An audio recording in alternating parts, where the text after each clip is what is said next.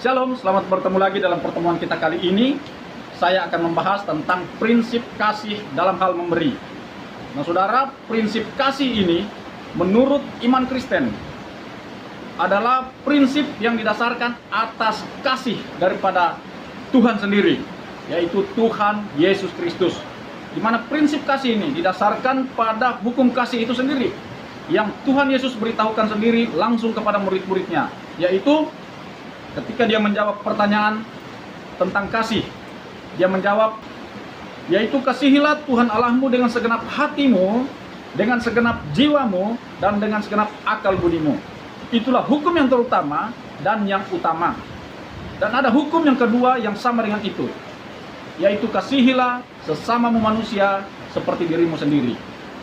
Nah, berangkat dari kedua hukum ini, maka kita akan melihat bahwa di situ ada hubungan antara mengasihi Tuhan, mengasihi sesama, dan mengasihi diri sendiri. Kalau mengasihi Tuhan, standarnya tadi sudah jelas. Kalau mengasihi sesama, standarnya adalah mengasihi diri sendiri. Nah, kalau mengasihi sesama, itu harus standar mengasihi diri sendiri yang didasarkan pada mengasihi Tuhan Yesus Kristus.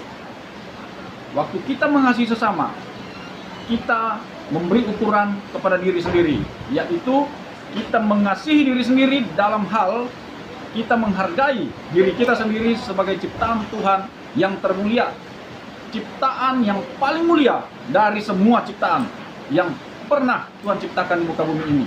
Nah, oleh sebab itu, karena kita ciptaan yang termulia, maka kita tidak boleh menolak diri sendiri. Kita harus mengasihi diri kita apa adanya, lalu menaikkan ucapan syukur atas karya Tuhan dalam diri kita. Dengan demikian kita akan menikmati segala sesuatu yang ada dalam diri kita yang akan kita pakai untuk mempraktekkan kasih kepada sesama kita. Kalau kita belum menerima diri kita sendiri sebagai karya Tuhan yang maha indah di muka bumi ini, maka berarti kita tidak bisa mengasihi sesama dengan ketulusan. Sebab waktu mengasihi sesama kita, kita diperhadapkan dengan beberapa jenis praktek kasih itu sendiri.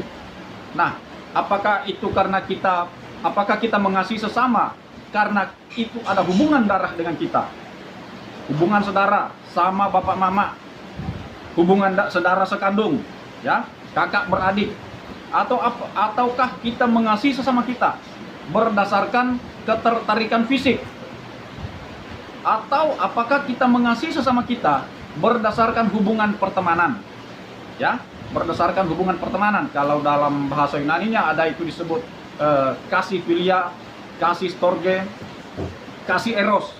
Nah, ada satu kasih, yaitu dalam bahasa Yunani disebut kasih agape atau agapao. Nah, kasih agape ini harus menjadi dasar dari tindakan kasih kita yang selanjutnya. Kasih agape yaitu kasih daripada Allah sendiri, yang mana kasih itu dipraktekkan tanpa syarat. Karena begitu besar kasih Allah akan isi dunia ini, sehingga ia telah mengaruniakan anaknya yang tunggal, supaya barang siapa yang percaya kepadanya tidak binasa, melainkan beroleh hidup yang kekal. Nah, saudaraku, waktu kita mempraktekkan kasih agape itu dalam praktek kasih kita kepada sesama kita, dengan tidak bersyarat, tidak memandang latar belakang, tidak memandang agama, maka Tuhan yang Maha Kuasa itu akan menganugerahkan kepada kita kekuatan untuk melaksanakan perintahnya dengan penuh ketulusan dan punya kemampuan untuk menolak setiap godaan-godaan yang akan mengacaukan kita dari praktek kasih Allah itu kepada sesama kita. Oleh sebab itu, untuk memperoleh kasih itu, maka kita harus juga penuh ketulusan untuk menyerahkan hidup dan mengakui kepada Sang Pencipta langit dan bumi, penguasa sorga dan dunia, yaitu Yesus Kristus Tuhan, sebagai Tuhan dan Juru Selamat pribadi kita dalam hidup kita, yang akan memberikan kekuatan, sukacita, damai sejahtera yang berlimpah-limpah dalam hidup kita, sekarang, hari ini, besok, sampai selama-lamanya. Oke, Tuhan Yesus memberkati. Shalom.